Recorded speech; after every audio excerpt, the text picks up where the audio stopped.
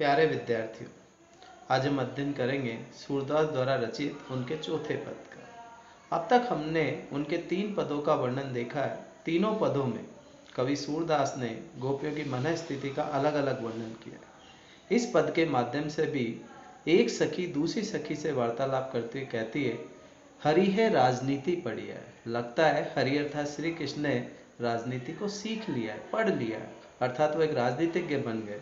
इसी वजह से समुझी बात कहत मधुकर, इसीलिए समुझी बात, वो पूरी बात को समझ लेना चाहते हैं। किसके कहने पर? मधुकर। मधुकर यहाँ पर आया उद्धव के लिए, अर्थात उद्धव जो भी उनसे कहेगा उसी बात को क्या कर जाएंगे, समझ जाएंगे। समाचार सब पाए और वो अपने वहाँ पर, अर्थात वो मथुरा के राजा बन चुके हैं और वहाँ पर बैठ कर के ही वो पूरी बात को समझ करके सारे समाचारों को जानना चाहते हैं। उन्हें यहाँ स्वयं आने की उनकी इच्छा नहीं है और वो एक कुशल राजनीतिज्ञ हो जाने की वजह से वहीं पर बैठे बैठे पूरी बात को, पूरे वृतांत को जानना चाहते हैं।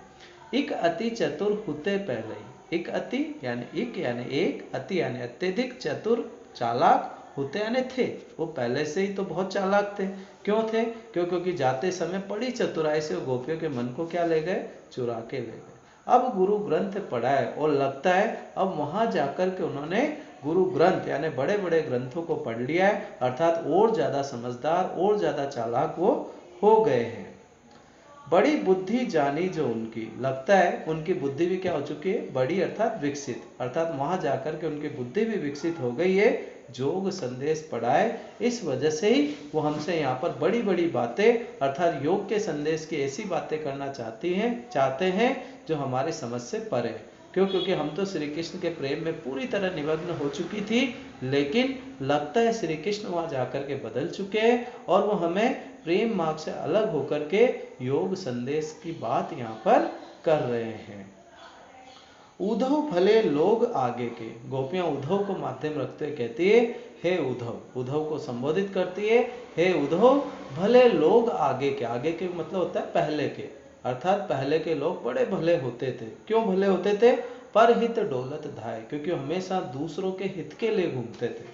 हमेशा वो जब भी जाते थे हमेशा दूसरों के हित के लिए इधर उधर कार्य करते थे।